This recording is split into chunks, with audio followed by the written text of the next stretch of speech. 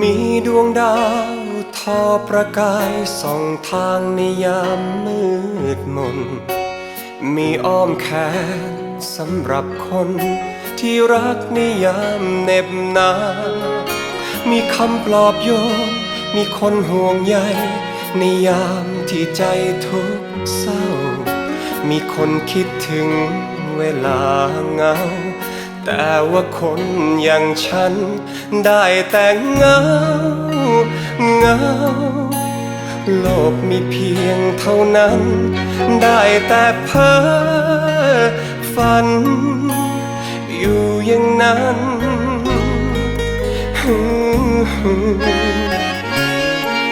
อยากมีคนมาแทนที่คำว่าเหงาอยากให้คำว่าเรา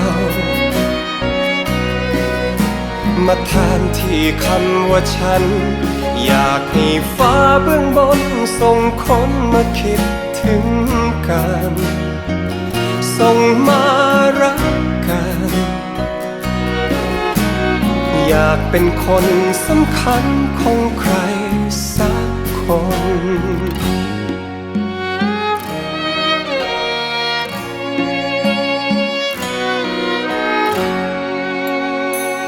ในอ้อมแขนไม่เคยมีใครได้แต่กอดตัวเองทุกวันมีความรักรอแบ่งปันแต่ไม่มีใครต้องการสักคนโอ้ดาวนำทางดวงนั้นอยู่ไหนอย่าปล่อยให้ใจมืดมนมีบ้างไหมใครสักคนที่เกิดมาเพื่อฉันได้แต่เหงาเหงาโลกมีเพียงเท่านั้นได้แต่เพ้อฝันอยู่อย่างนั้น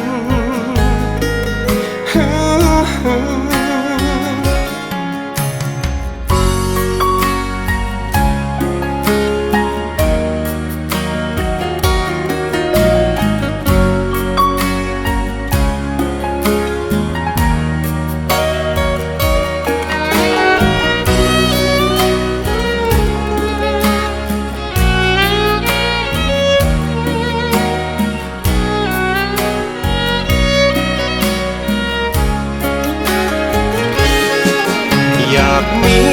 คนมาแทนที่คำว่าเหงาอยากให้คำว่าเรามาแทนที่คำว่าฉัน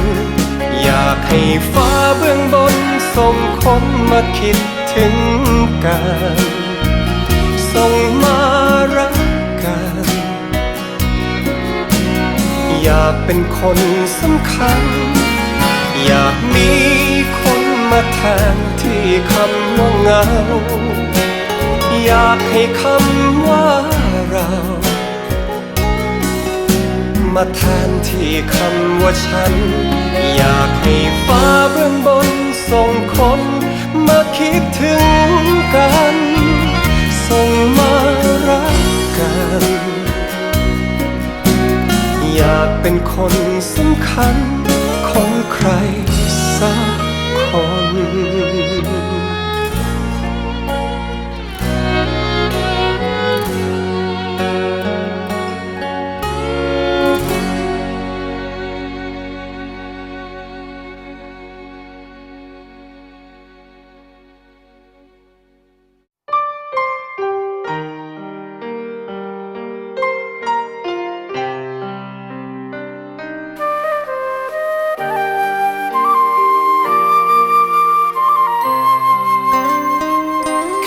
เดินผ่านตา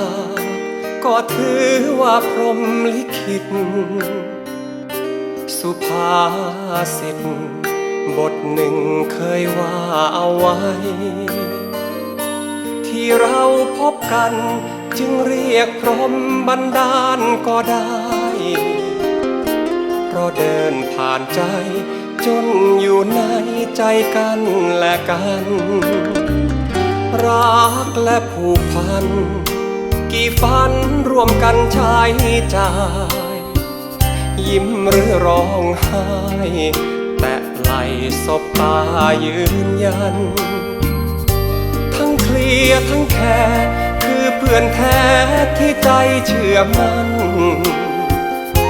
มีทุกข์ร่วมผ่านมีสุขร่วมสารผูกกันไม่คลายขอบคุณทุกความดีที่มีให้กันขอบคุณทุกคืนวันที่คอยให้ใจขอบคุณทุกสายตาของความห่วงใยขอบคุณมากมายที่โอบอุ้มความเป็นเรา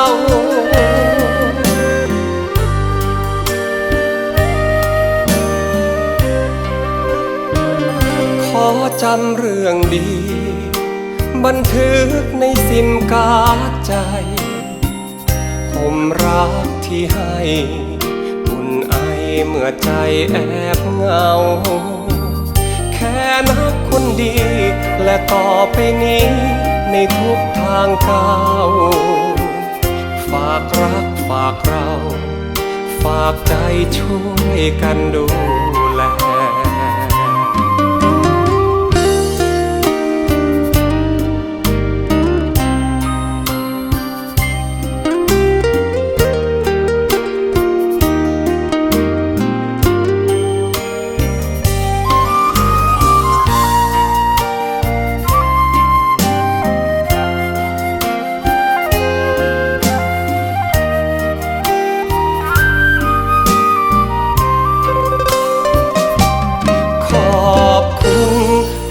ความดีที่มีให้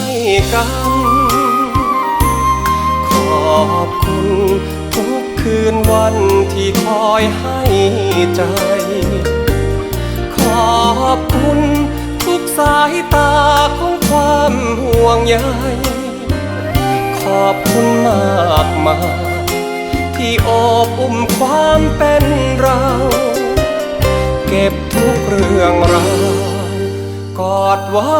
ในความทรงจำ